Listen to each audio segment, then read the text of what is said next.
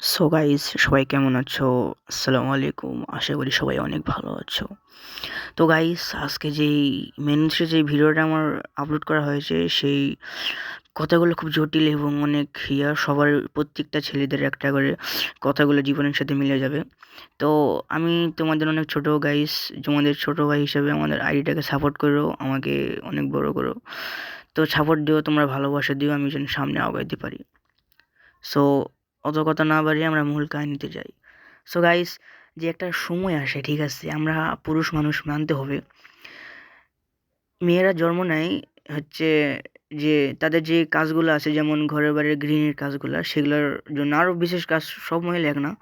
তো আমাদের পুরুষ মানুষের জীবনে কিন্তু বেশিরভাগ জীবনে কর্মজীবী খাটনি করেই কিন্তু জীবনে চলা লাগে, ঠিক আছে, এটাই বাস্তব। তো গাইস, প্রত্যেকটা ছেলের একটা করে স্বপ্ন থাকে যে সে বড় হয়ে তার পরিবারের ঋণ দেনা, তার পরিবারকে ভালো রাখবে। কিন্তু বড় হয়ে দেখে কি সেই পরিবারের একটা মানে একটা জোট হয়ে দাঁড়ায়। তো ছেলে মানুষের জীবনটা এমন যে তাদেরকে অনেকে 13 বছর, অনেকে 15 বছর, অনেকে 18 বছর তাদের জীবনটাকে কর্মজীবিতে ব্যয় করে দিতে হয়, ঠিক আছে। আর মেয়ে মানুষেরা বলে নাকি যে তারা আমাদের থেকে বেশি কাজ করে।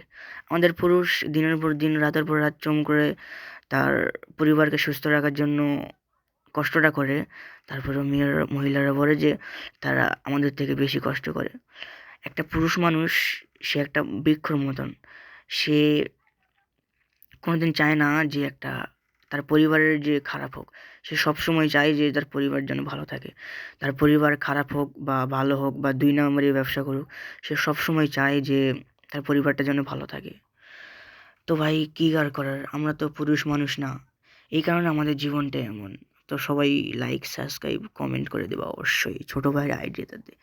তো গাইস, সবাই ভালো থাকো। আসসালামু আলাইকুম।